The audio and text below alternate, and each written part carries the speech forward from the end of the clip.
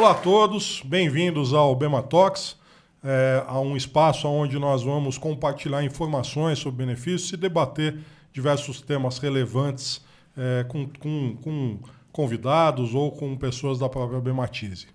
E hoje eu tenho um convidado muito especial. Na verdade, ele é um convidado amigo, conheço ele há mais de 20 anos e tive a oportunidade de trabalhar com ele. E acompanhei uma brilhante carreira que ele traçou aí em grandes multinacionais, sempre voltado ao mercado de benefícios.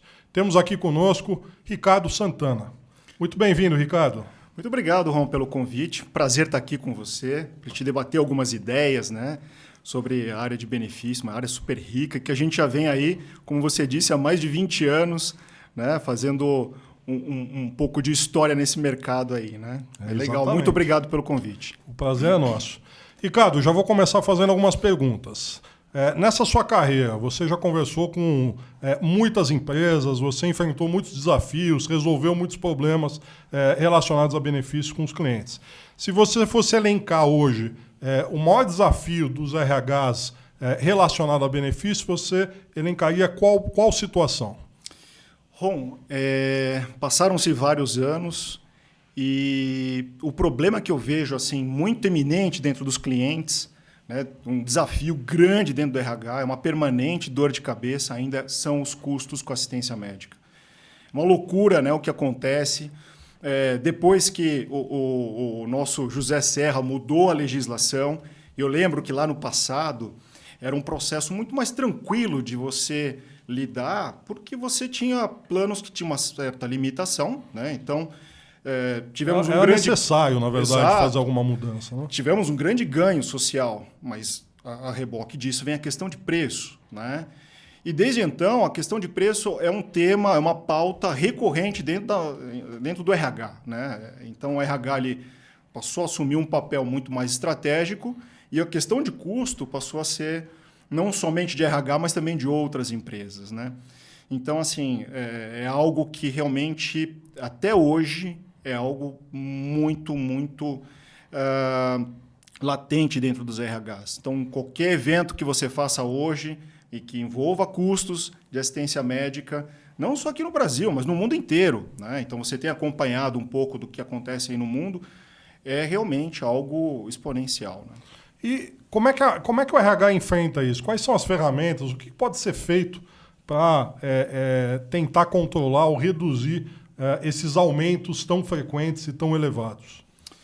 Ron, eu acho que você tem que ter um trabalho muito forte, né, de gestão de saúde, já que quais são os desafios que você consegue controlar? O que está no teu controle? Porque tem coisas que não estão no seu controle, né? Então, existe a questão da legislação que não está no controle de recursos humanos, né? Mas você tem todo um trabalho de gestão que você pode fazer. Eu tive o privilégio de ter uma equipe muito bacana nesse aspecto e que a gente fez um trabalho de mensuração da maturidade das empresas com relação à questão de gestão de saúde, né? Então, você tem empresas que hoje investem bastante tempo, recurso, né? E empresas que fazem muito pouco ou não fazem nada, né? Então, e é evidente a diferença de resultado dessas empresas? É muito grande, Ron. Quando, isso não no primeiro ano, não no segundo ano, mas quando é um trabalho, um dos resultados dessa pesquisa que a gente fez é quando ele é um trabalho que é feito de forma recorrente, de uma forma estruturada, você consegue ter resultados na sua sinistralidade, nos seus reajustes, né? Então, é algo que a gente sempre dizia o seguinte, né?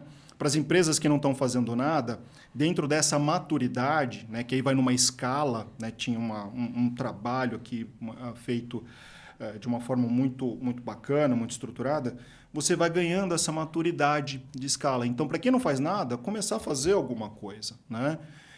Se dedicar a esse tipo de situação de iniciativa para que você consiga, na verdade, salvar um pouco, né, desse recurso que, ultimamente, que é super escasso, que é a questão do dinheiro, né? Uhum.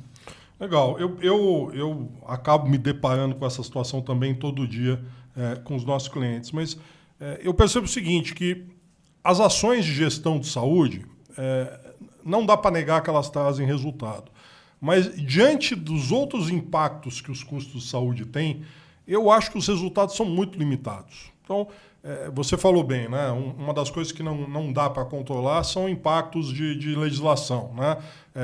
Decisões que o governo eventualmente toma de incluir medicamentos, incluir tratamentos que têm impacto no custo e que não tem muito o que fazer, né? Você vai sofrer isso na sua sinistralidade, vai ter que pagar por isso, né?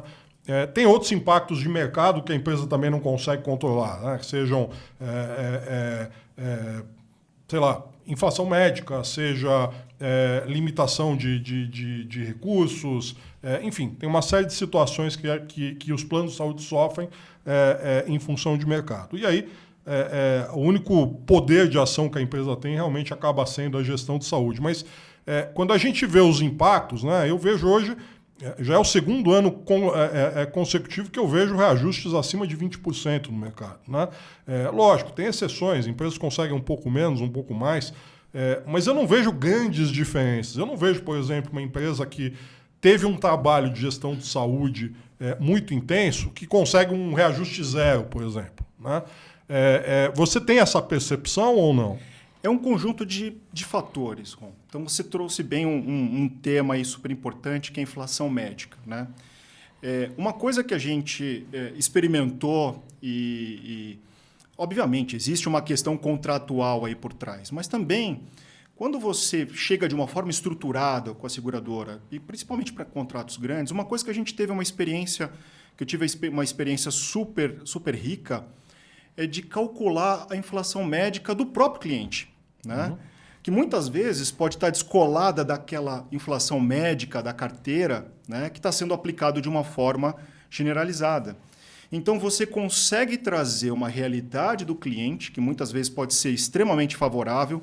É o cliente que fez o dever de casa de gestão de saúde e conseguiu controlar os seus fatores inflacionários, né, uhum, de variação de custos médicos, e que você pode trazer evidência disso para a mesa de negociação, né?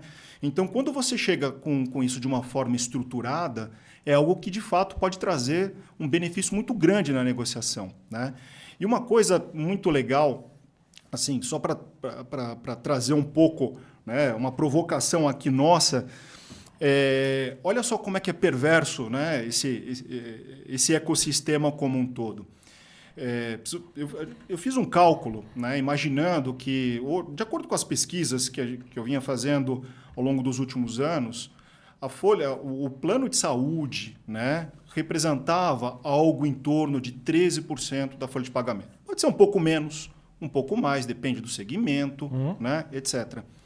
Se a gente fizer uma projeção super fria, né, para os próximos 10 anos, imaginando que essa folha de pagamento, vamos imaginar hoje a inflação está em torno de 4,5%, 5%.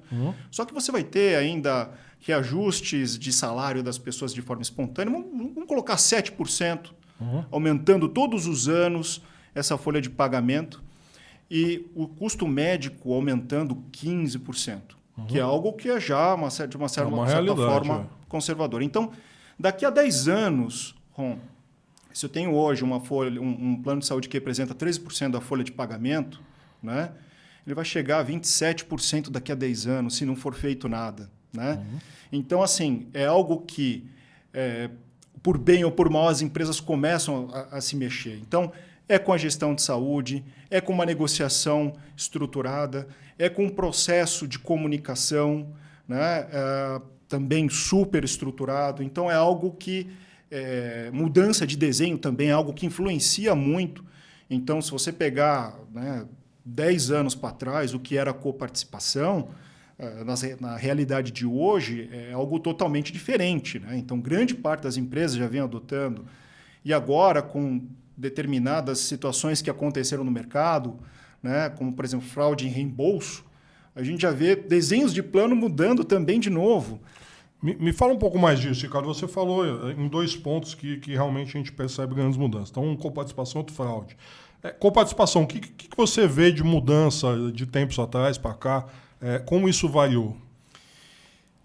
Eu acho que já vem uma educação já de algum tempo, principalmente começando com as grandes empresas, que acabam sofrendo um pouco mais, porque é extremamente impactante. Empresas muito pequenas, muitas vezes, o que ela faz ou deixa de fazer dentro de um resultado de sinistralidade em conjunto de uma carteira, né? Então, eu vejo que os desenhos de coparticipação, o índice de empresas vem aumentando a cada ano, né? Então, a gente já vê uma grande maioria das empresas... Quanto que era aplicado há tempos atrás, quanto que é hoje? Olha, eu sempre vi um desenho de 20% de coparticipação para consultas e exames, né? Vejo agora algumas das operadoras, colocando e aumentando esse percentual para exames, porque também muitos desses exames acabavam sendo feitos, né, de uma forma através do reembolso, e que gerou também aí um problema muito sério. Então, eu vi mudança na questão da coparticipação para exames, né, e terapias. E um trabalho muito forte, né, agora, assim, de necessidade de comunicação. Né? Em relação a fraudes, Ricardo, isso é um tema que está bastante evidente no mercado. Tenho visto várias reportagens, inclusive, das próprias operadoras falando um pouco do aumento significativo de fraudes no setor de saúde. Me fala um pouquinho disso. Ron, isso virou uma máfia, né? Isso virou uma indústria criminosa, né? Ao longo de todos esses anos, eu vi fases em que você tinha a máfia das próteses, aí passa um tempo, surge outra, né? E a questão da indústria das fraudes agora, ela pegou muito a questão do reembolso, né? Então, assim, muitos profissionais, enfim, viram ali uma oportunidade fácil de ganhar dinheiro, né? Então, acho que houve uma resposta muito forte das operadoras, né? Um apoio muito grande da mídia para poder inibir esse tipo de situação. Tem um trabalho forte de comunicação em cima disso. Eu acho que precisa ser intensificado. Não são todas as empresas que estão fazendo esse trabalho como deveria, né? Eu acho que grandes corporações deram bons exemplos aí, né? Inclusive demitindo colaboradores que fraudavam reembolso, né? E por consequência disso, Ron, o que eu tenho visto é que as operadoras, de uma forma geral, algumas delas, estão criando até produtos diferentes para estimular o uso da rede, né? E sair do contexto do reembolso. Já tem planos que só têm direito à rede credenciada, né? Então, isso também, que tradicionalmente, no passado, também dava um direito a reembolso. Né? E se a gente olhar lá atrás, nem sei se é da sua época, Ricardo, mas na minha época, quando eu entrei nesse mercado de benefícios, plano de saúde era só rede, não existia esse negócio de reembolso. Isso é da mesma época, viu? Mas eu lembro quando eu entrei nesse mercado de benefícios, eu entrei em 1994. Naquela época existiam os convênios médicos de interclínicas. Era só rede, não existia esse negócio de reembolso. O negócio de reembolso ele entrou quando algumas seguradoras entraram nesse mercado, né? Lembro bem da Cigna na época, ela veio para o Brasil, lançou um plano e os planos ou os produtos que as seguradoras lançavam eram basicamente reembolsos, depois que elas incorporaram redes credenciadas, né? Então, esse negócio de voltar a ter só a rede é um negócio antigo, né? Era como os planos antigamente funcionavam. Né? Mas você vê que é um negócio vivo, né? Se você for avaliar isso ao pé da letra, você tem as seguradoras, elas competem entre si e precisam trazer inovações. Então, não tenho dúvidas que no passado o reembolso foi uma inovação que alguém trouxe que todo mundo acabou seguindo, né? E que chega um momento que a viabilidade começa a pesar no custo, né? Então, a gente vê muito o reflexo disso na verticalização dos planos de saúde, né? O volume que isso cresceu ao longo dos últimos anos por conta dos custos, né? Foi muito em função disso, onde também o reembolso já não faz mais parte, né? E essa mudança que as empresas estão realizando de reduzir o reembolso ou aplicar fatores moderadores ou na verdade, coparticipação mais elevados, isso tem impacto na satisfação dos colaboradores, né? Como é que você enxerga isso? Sem dúvida, né? Eu vejo isso de duas formas, né? Você tem um conceito de visão do colaborador, que ele tem razão em externar, né, de colocar lá a insatisfação dele, porque antes não tinha aquela coparticipação, né, maior na questão do reembolso, ou enfim, de algum outro procedimento, né, e é legítimo, né?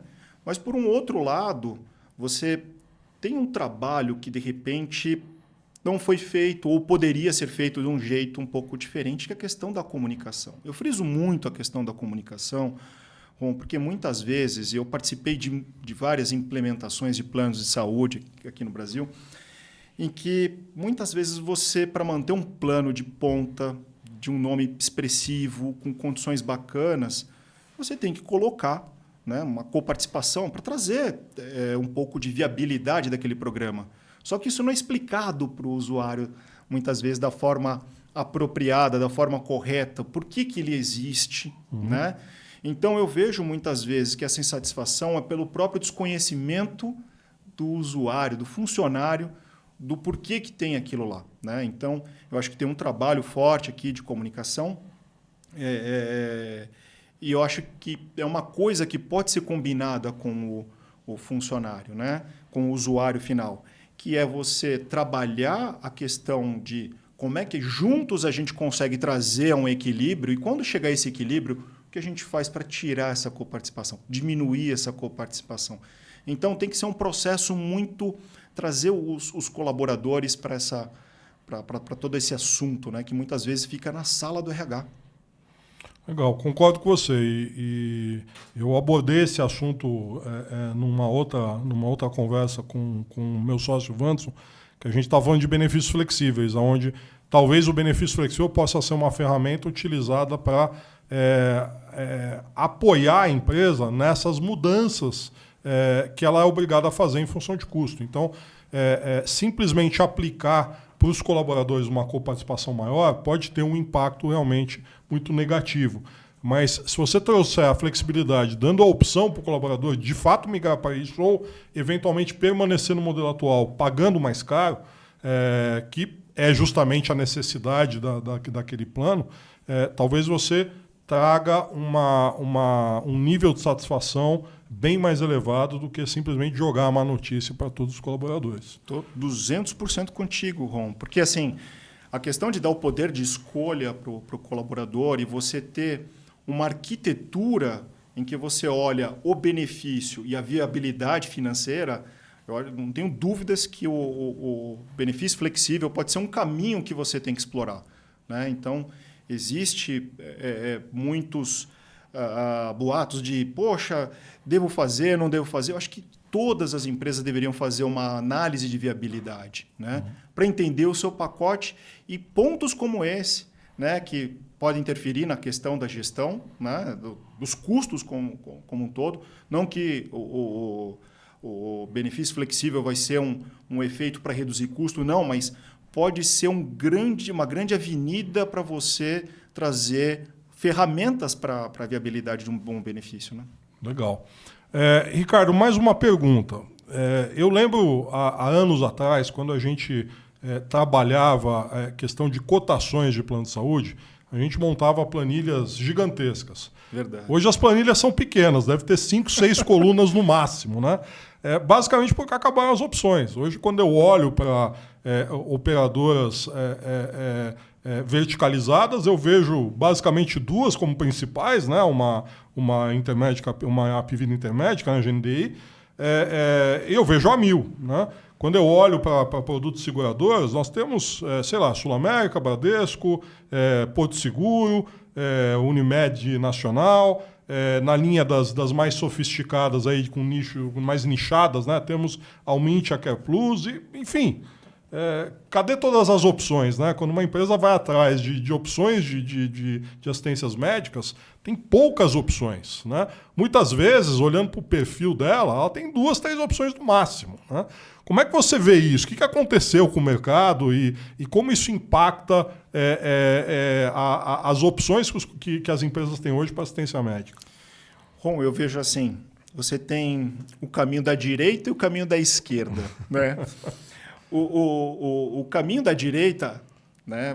Você olha para empresas maiores que têm funcionários espalhados pelo Brasil e você vai ter ali os dedos de uma mão com opções que vão trazer solução dentro de um contexto nacional, né?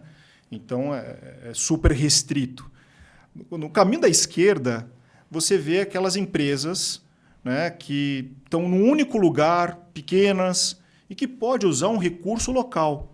Você tem aí, são mais de 670 opções, né? 670 opções de acordo com a tua localidade, né? Então, cada Unimed você já leva aí pelo menos quase 200. Tem umas, né? 400 e poucas Unimed espalhadas. Pois é, exatamente. Mas você tem os hospitais que têm plano de saúde. Então, para empresas muito pequenas e regionalizadas, você tem uma solução local. Agora, o universo que muitas vezes a gente está envolvido e que a gente é chamado para o fronting para poder ajudar são essas empresas que têm essa capilaridade, que têm efetivamente o desafio de custos e que, quando você vai planilhar, você vai estudar o mercado e você olha contextos de custos, dos benefícios de rede credenciada, cobertura, menos que os dedos de uma mão, né? Então, uma coisa, né, para você pensar, no passado você tinha muitas empresas internacionais atuando aqui no Brasil, querendo vir para o Brasil, né? Acho que a última foi embora agora, né? E a Acabou última, tem a Almint ainda tem um capital argentino, né? Mas todas foram embora. Essa é uma mensagem muito ruim para o nosso sistema privado de saúde suplementar. Mas o sistema entendeu isso como uma mensagem ruim? Porque eu não estou vendo ninguém achando ruim. Eu estou vendo as operadoras de saúde adorando a situação. Então, parece síndico, né? Mas quando você pega a ANS, tem um tempo, a pessoa não consegue, talvez, colocar todo o seu ritmo, ou abrir um pouco mais da questão da legislação, né? E você fica refém, né? E todas as partes envolvidas aí, está todo mundo insatisfeito. A grande verdade é essa, né? E eu tenho um certo receio para o futuro, né? E aqui eu não quero ser o mensageiro do apocalipse, mas é um pouco, eu coloco um pouco de similaridade ao mercado da aviação. É um mercado caro de se manter, né? Por conta dos custos, principalmente com combustível.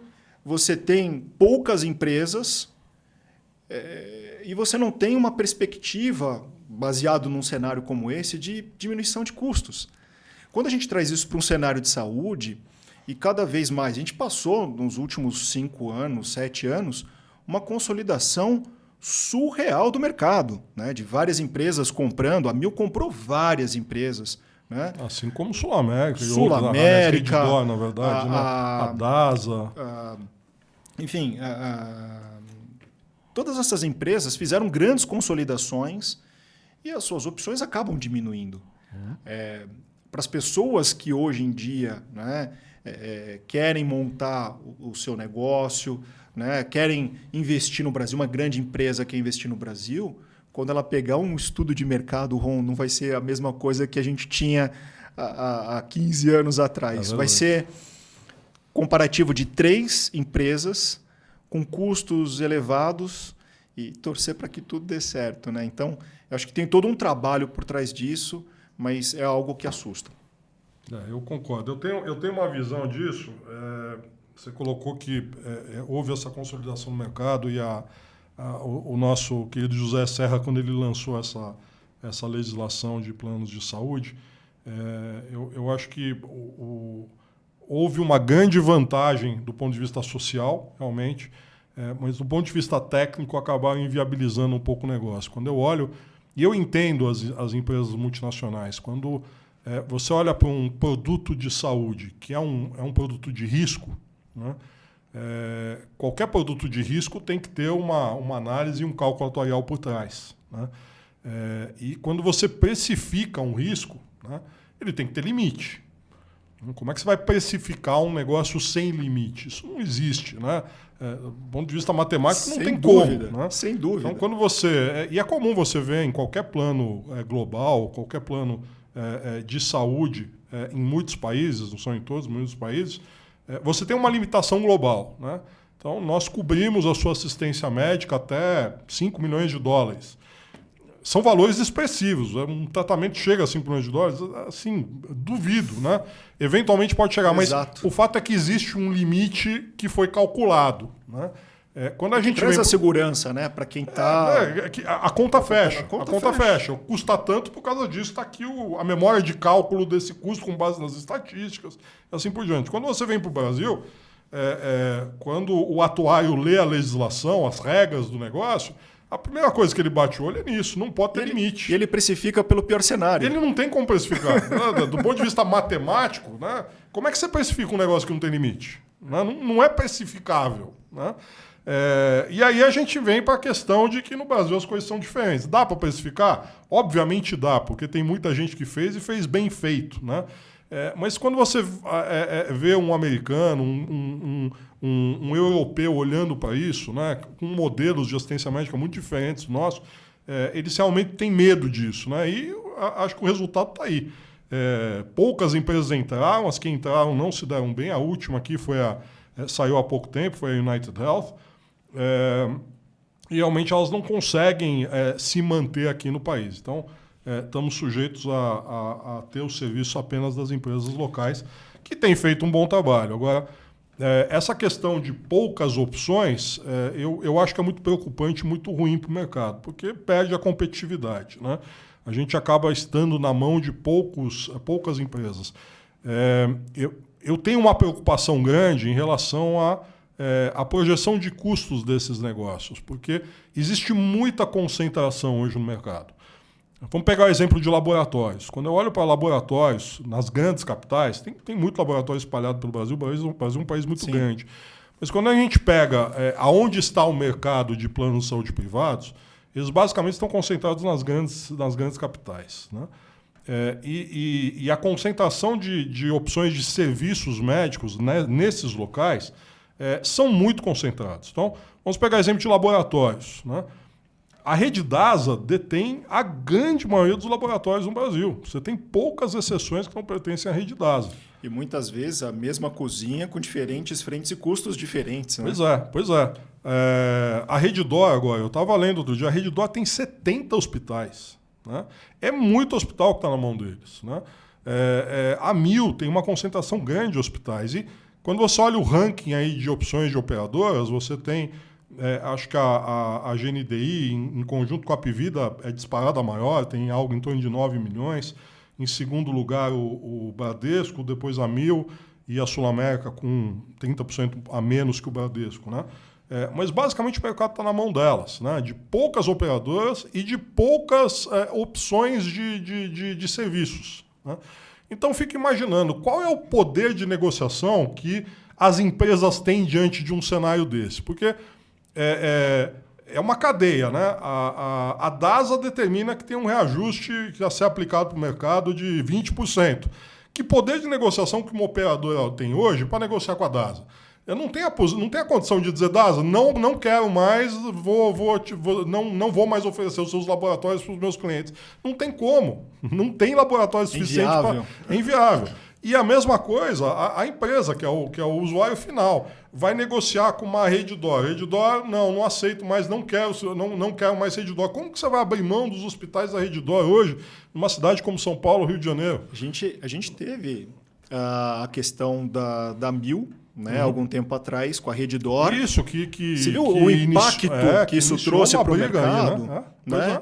Então, eu acho que muitas vezes, nesse momento, né, do mercado se ajudar, de fazer a coisa realmente acontecer, pelo contrário, a gente estava vendo movimentos de fomento, né, para poder ir para um mercado, né, de outras operadoras. Então, é um mercado que, assim, eu acho que, olhando friamente para o futuro, é uma conta que dificilmente fecha. A gente não consegue trazer incentivos para outros entrantes, né?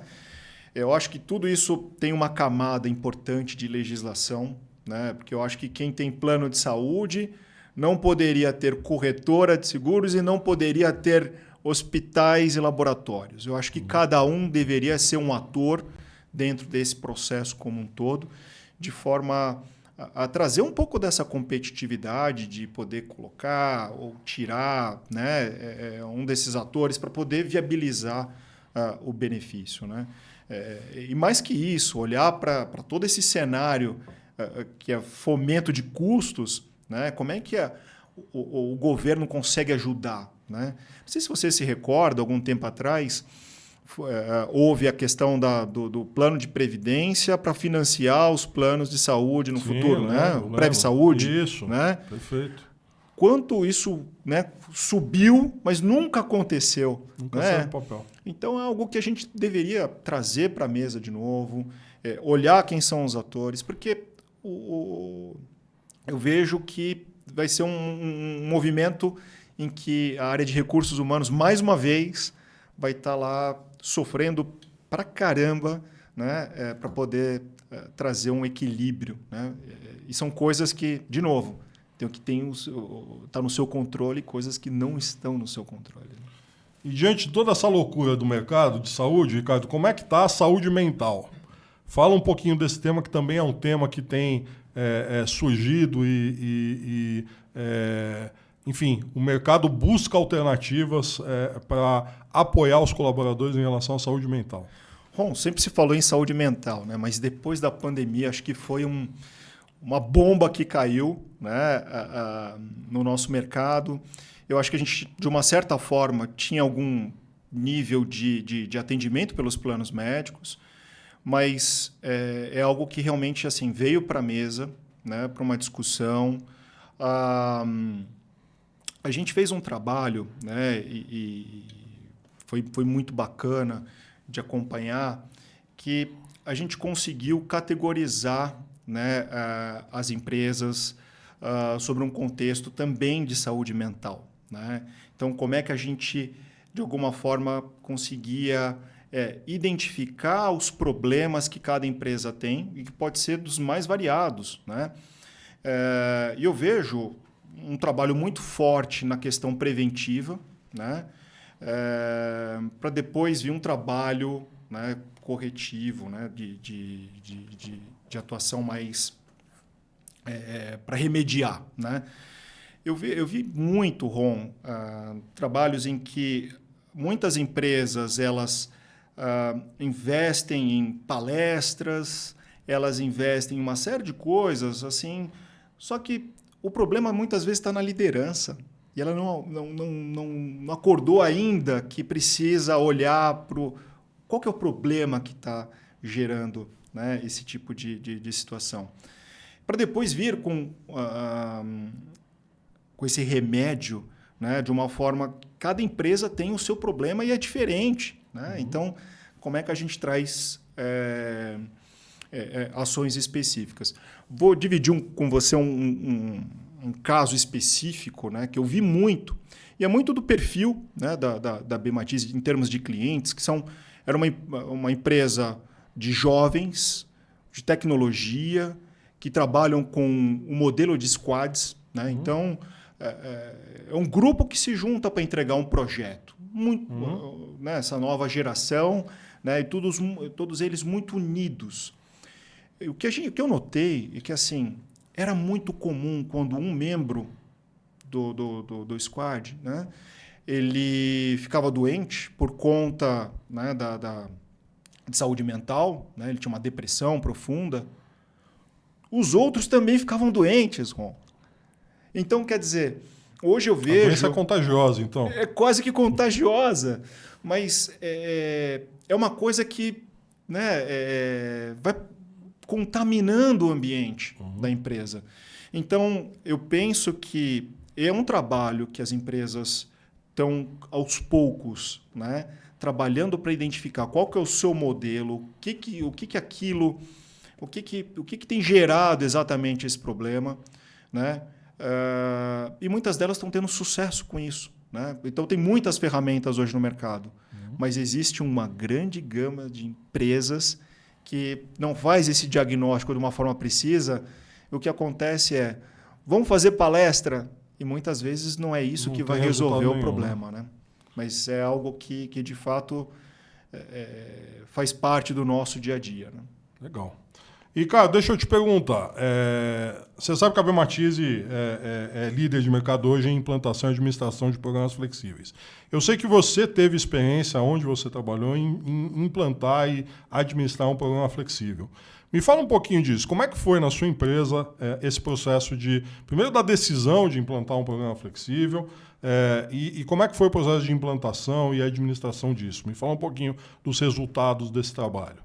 Então, na verdade, a gente sempre buscou fazer um trabalho diagnóstico muito bem feito. Né? A gente já teve situações de empresas que não tinham um pacote de benefícios estruturados, o que impedia de você criar uma arquitetura para poder intercambiar, né? Trocar benefícios, fazer essas mudanças. Então, a gente sempre prezou por um trabalho de fazer um bom diagnóstico. Né? As empresas que muitas vezes aderiram de uma forma muito mais fácil foram aquelas empresas mais voltadas ao público jovem. Aquele público que, de fato, dá importância ao seu estilo de vida, não ao modelo clássico que a gente sempre viveu. Né? Ele quer olhar num aplicativo, ele quer olhar no site e ver o que ele pode fazer quando das eleições, etc. E as empresas que implementaram, elas realmente assim, ficaram muito satisfeitas com o passar do tempo, com a arquitetura que isso trazia para os funcionários. Né? Então, isso, de uma certa forma, aumenta o engajamento.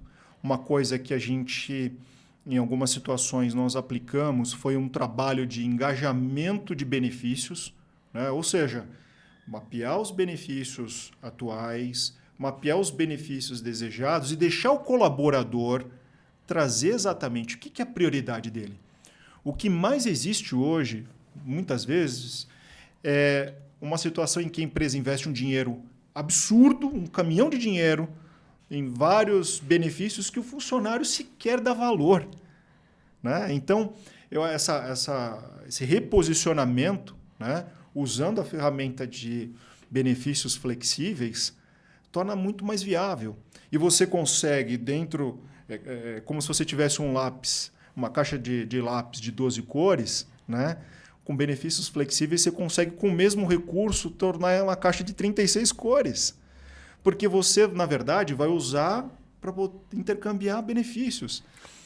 Você sabe que você falando isso me lembrou de uma situação dessas, numa empresa que a gente implantou, que justamente fez isso. Ela fez uma pesquisa, ela já tinha um pacote flexível para os seus colaboradores, e ela fez uma pesquisa de mercado que apontava que o benefício da liderança na empresa, dos diretores, estava abaixo da prática de mercado. Eles tinham um plano de nível intermediário, sendo que o mercado oferecia um plano executivo para esse nível de cargo. Né? E a empresa então tomou essa decisão, não, vamos elevar então o pacote para oferecer o plano de saúde executivo para todos esses líderes. Mas como ela já tinha um pacote flexível, ela fez a coisa certa. Ao invés de automaticamente elevar o nível da assistência médica e que ficasse por isso mesmo, ela deu a opção, ela simplesmente agregou uma pontuação adicional para os líderes, dando a possibilidade deles migrarem de fato para um plano executivo, ou eles podiam usar essa verba para outra coisa.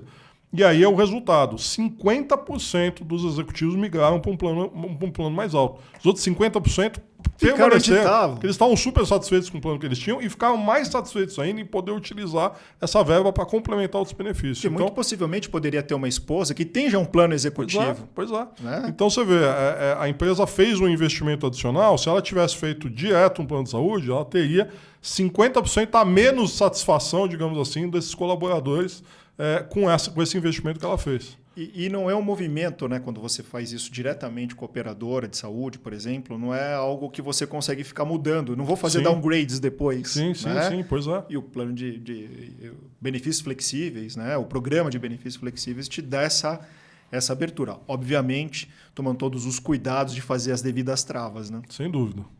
É isso, gente. Muito obrigado. Estou aqui com o Ricardo conversando sobre o mercado de benefícios. Falamos muito de saúde, falamos um pouquinho de benefícios flexíveis. Por favor, façam seus comentários, tirem suas dúvidas aqui no canal. ou nos procurem no nosso site www.bmatize.com.br. Ricardo, muito obrigado pela sua visita. Foi um prazer conversar com você. Obrigado pelo convite. Estou à disposição sempre que precisar.